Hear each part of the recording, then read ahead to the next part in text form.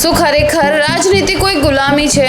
કેમ કે ગુજરાતના ફેમસ એડવોકેટ એટલે કે મેહુલ બોગરા કઈ રીતે રાજનીતિને જુએ છે? કેમ કે તેમણે એક ઇન્ટરવ્યુમાં કહ્યું છે કે જે રાજનીતિ છે તે એક ગુલામી છે, અને આવું તે કેમ બોલ્યા તે જ જાણીશું આજના વિડીયોમાં, તો બન્યા રહેજો વિડીયોના એન્ડ સુધી. કેમ કે તમને તો ખબર જ હશે કે મેહુલ બોગરાનું કામ કેટલું ક્લિયર અને પરફેક્ટ હોય છે, પણ તે છતાંય તે પોલિટિક્સમાં નથી આવતા, અને તેનું જ કારણ તેમને આજના વિડીયોમાં બતાવ્યું છે.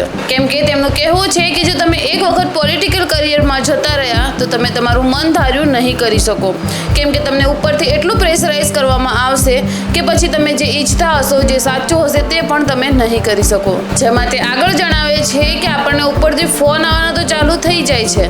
જો ફોન એના માટે આવતું હોય કે આપણે આગળ શું કરવું જોઈએ તો મને કશો જ વાંધો નથી, પણ આપણને એ શીખવાડવામાં આવે છે કે તમારે આગળ કયું કામ નથી કરવાનું. તેમનું કહેવું છે કે અત્યારે પૈસા કમાવાનો ઇઝી તરીકો રાજનીતિ બની ગઈ છે, અને જ્યાં સચ્ચાઈથી કામ નથી થતું ત્યાં હું આવવા નથી માંગતો. મારે પૈસા નથી કમાવા, મારે જનતાની સેવા કરવી છે, જે મને અહીંયા જોવા નહીં મળે. અને જો હું તમને પૂછું કે તમારી ફેવરેટ પાર્ટી કઈ છે, જે તમને લાગે છે કે ના ખરેખર આ દેશનું ભલું કરી રહી છે, જો તમને એવું કંઈ લાગતું હોય તો કમેન્ટ બોક્સમાં જરૂરથી બતાવજો, અને આ વિડીયોને એક લાઇક અને ચેનલને સબસ્ક્રાઈબ જરૂરથી કરી લેજો.